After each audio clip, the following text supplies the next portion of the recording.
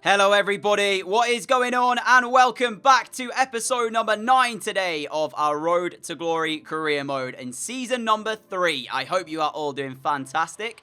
We have got 5 games coming your way to feast your eyes upon, and all 5 of today's fixtures are all away from home. So if we wanted to pick up our points today, we're going to have to do that on the road, starting with Nottingham Forest for our first game of today. Later on, we've got Leeds and Bristol City coming up. They are the live games as well, so stay tuned for that. But into game number 1 then, we actually did not have Diego Lopez starting. He was on the bench due to fitness reasons. So Chong takes his spot in central attacking midfield, but you could argue that the more important player for us this season has been Bukayo Saka, and he was the player with our first chance of the game, forcing Samba into that save there. They went closest through Walker, the home side. He had a left-footed shot which went just wide of our goal, but we needed some inspiration. Second half underway, we brought on Lopez. Curtis Jones had the opportunity but could not hit the target. And with 3 minutes to go, it looked like we were being held, but of course Lopez created the opportunity, lifting this ball to the back post. Talk about getting a little bit lucky, because that's exactly what we did. Lacerda's header initially was going wide. It hit the defender and bounced straight back into his path, and he was able to find the left-footed volley to put the ball into the net and give us the lead. So massive slice of luck there. We will 100% take it though, because it means we get the win. I came out of the game though feeling like we didn't necessarily show the best of Forest Green, because we weren't the better side in that one, and they could argue they potentially deserved a draw from the game. So heading into the game against Reading, wanted to prove a point, wanted to make sure that we silenced any doubters. So Lopez, starting from the offset, forces the goalkeeper here into the save from distance. Raphael pulling off the save, but then we get ourselves the corner. Saka delivers it initially. It's dealt with, but then we get the ball back. El Ghazi into the feet of Jones. Jones through to Lopez, shifts it onto his left foot and finds the drive into the bottom corner. No chance this time for Raphael. You might have denied him once, you're not going to deny him twice. And if we look at the contribution, actually, that Lopez has made this season, I remember saying when we joined the Championship, I expected him to be the top scorer, to be the top assister. Well, actually, it's not really panned out like that for this season. I've been quite underwhelmed with Diego Lopez, but I certainly was not underwhelmed with his contribution so far today. 2 assists, well actually no, sorry, 1 assist and 1 goal in the 2 games. And it just so happens that they would have ended up being the goals that got us the points. So another 1-0 win, back-to-back, but both the games we weren't really the better team. And I sensed that maybe there was a little bit of a slip-up on the cards in the very near future anyway. So we went into game against Cardiff, the team's on your screen, 2 minutes into the game, and this happened. So slip-up potential on the cards. When you concede a goal so early on in this one, that's exactly what I thought was coming our way. Murphy's cross to Rolls. Rolls' header beats Joe Hart. We were 1-0 down. And there's so much that I have an issue with in this goal. McGinley, for starters, what's he doing there? His starting position is completely wrong. He doesn't know that Rolls is right behind him, ready to get ahead of him and find the header. And then Joe Hart kind of flaps at it. So yeah, we were fuming about that goal going in. So we needed a response. It took 36 minutes before we got it. El Ghazi into the path of Lopez when he's in this position. One place it's going, and that is the back of the net. So 3 goals today, all 3 coming through Lopez.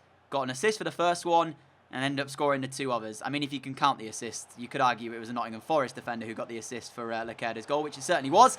McGinley's horrific afternoon continues as he concedes a penalty right on the stroke of half-time. Rolls again, winning the aerial duel onto McGinley's arm, but thankfully this time Joe Hart stands up and is counted because he pulls off the save from Yarmolenko's penalty kick. Left-footed penalty, wasn't really a good penalty, but Hart read it, got down well, made a good save, and into the second half we started to get a hold on the game. Bukayo Saka bursting through here, looking for the near post. Keeper pulls off the save, and then this can only be described as heartbreak for Cardiff. Rolls through, saved by Hart, off the line by Lucas Ribeiro. Saka comes away with possession, right-hand side, feeds Chong. Chong plays the ball out towards El Ghazi. He just about manages to keep it in play before turning back inside, feeding Chong again. The run through from Solano was found well. You could argue he should have scored from the shot, but it's palmed straight back into the path of Tahith Chong. And with 13 minutes to play, it was Cardiff 1, Forest Green 2. Slip-up avoided as we now move into the live games of the day. Enjoy. 3 away wins on the bounce so far for us as we now go to Elland Road to take on Leeds for our 4th away game in a row. And then following this, we're away to Bristol City. So, not sure how this has worked out, but yeah, that'll be 5 on the bounce that we'll have had to play outside of the new lawn. Now, the championship table, you can see it there very, I guess, small, but we're going to go into it here and have a look closer at the actual points and the goal difference. So, as it stands right now, I've said this before, I think West Brom are a little bit too far away to be caught, but we are a point ahead of Fulham, a goal behind them in goal difference. We're 3 ahead of Middlesbrough, a goal ahead of them in goal difference. So this is just stupid about how close it actually is. Leeds down in 9th, Bristol City in 7th. I do know actually as well that Brentford recently played against West Brom, so that's one of the tough games that they had to play. I believe West Brom came out on top in that one. Our wins as well today have not been the most convincing, so I want to try and change that by getting a 2-goal advantage in one of them. We've won 1-0, 1-0, and then 2-1 to Cardiff. So let's try and change that with this Leeds United game here. Leeds United go with that 11 on your screen. Bamford leading the line. Alioski in there, a player to watch. So too Tyler Roberts, who's playing in central midfield for Leeds today. For us, though, there's a return from injury for Jose Antonio. Welcome back to him as he starts in the heart of our defence alongside Ribeiro. Of course, club captain Diego Lopez starts just in behind the front 3 of Bukayo Saka, Solano and El Ghazi as we look to do the damage here at Elland Road. But I'm so glad to have our number 5 back. Jose Antonio, been out long term with that injury. And I don't think McGinley's a bad option at all at centre-back. But we definitely missed something without Jose Antonio. That 5-star weak foot, the ability to play out from the back. He's got it all and he's got a bright future ahead of him. So we'll see if he makes the difference in this game. Although, if he is going to, I'd imagine it'd be in the defensive sense. Leeds looking for an early chance with O'Kane's ball through to Bamford. Hart makes the save. It's back in the box though. And Mateusz Bogusz has scored the opening goal here at Elland Road after 13 minutes. It was worked wonderfully down the right-hand side. The ball found its way in towards the feet of Bamford, forces Hart into the save. But then we just don't react. And the first player to do so is Mateusz Bogusz, and he scored the goal. I mean, Hart here, yeah, he's tried. Fair play. You know what? I am a bit critical of Joe Hart at times, but he actually did try there to get back to the second one. It's just quality in the end on the first time volley. And for the second time in as many games, we're a goal to 0 down through an early goal. We were able to respond against Cardiff. We came back to win that by 2 goals to 1. Chong was the man who scored the winner in that one, and he's not on the field of play at the moment. He is on the bench, though. Are we going to be able to respond here? Into added time here as Lopez has got the run and he's in behind. Lopez, we need to use this ball well though. Can he use it well? He tries to get inside to have the shot and it was defended by Leeds and that takes us to half time. It is 1-0 at the break to the home side, who've actually probably been the better, slightly better side, I would say, in this first half. Our big players, the likes of Lopez, Saka, Solano not having a very good first half of football. There's a goal elsewhere as well. Charlton in front away at the Hawthorns against West Brom. So this is a chance for us to close the gap on West Brom at the moment. We're failing to do that. Here is Lopez, feeds the ball for El Ghazi to chase it. And El Ghazi does manage to get the ball under control, but he's got a tight angle if he wants to beat the goalkeeper. And he hits the post. And didn't get back to the rebound either, because the chance was on again. If he could have just reached the ball that bounced back off the woodwork, he might have had a second chance at it. And this is strong work here by Stevens as he's up against Facer, gets the cross in. Ribeiro, it's not where he wanted that header. We wanted it straight to the feet of Lacerda, who could have maybe played his way out. Okay, now walks his way through. Are you joking? It's 2-0 Leeds United. It's Patrick Bamford, and it's all too easy. 28 minutes left, and we are crumbling here. We had a shot at potentially moving the gap to 4 points between first and second, and not only are we not going to do that, we could well lose second place entirely. What is happening to us here? Look at that. What are we doing there? Awful defending. Abysmal defending. Ball through into our box. Roberts here with a chance to make it 3. Jose Antonio blocks the shots. And we made a change as well. Solano's gone off. We brought on Chong to try and help us change this game a little bit. Solano had a poor afternoon here, but in fairness, so too has pretty much all of our team. Like, we've not played well enough to really get anything out of this game, but if we could, then that would be massive, as Curtis Jones will try and drive forward here and somehow loses that as West Brom get an equalising goal against Charlton. They'll be loving this result here if it stays like it is. Alfie McCalmont trying to find a way through, goes back to one of the goal scorers today. Now Tyler Roberts. We seem so open though. Why are we allowing Leeds to just essentially walk through as again, Jose Antonio is there. We need to sort this out quickly. El Ghazi to Saka. We've got 6 minutes left. Bukayo Saka now then trying to test the goalkeeper. It's going to be a corner ball. Time is running out though. I don't think we've got 2 goals in us. We might get a consolation, but I don't think we'll find enough to get something out of this game. It's frustrating as well because I don't know what's wrong with us. We've just not played our way. El Ghazi from the corner delivers it in. Lacerda challenges. It comes out for Chong, who has the shooting opportunity. It's blocked straight away. Saka will get back possession. El Ghazi trying to lift one in.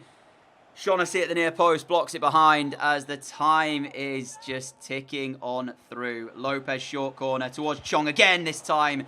The same outcome with another block here. He's had a very poor game today, the man on the ball right now. And when he normally does, we don't normally perform. So kind of sums it up really, doesn't it? And that is going to be it then. From Ellen Road, it's finished Leeds United 2. Forest Green, well actually no it's not because there's still a chance here. Now it will. Forest Green Rovers 0. Thought we'd maybe come here and get something. We've got absolutely nothing.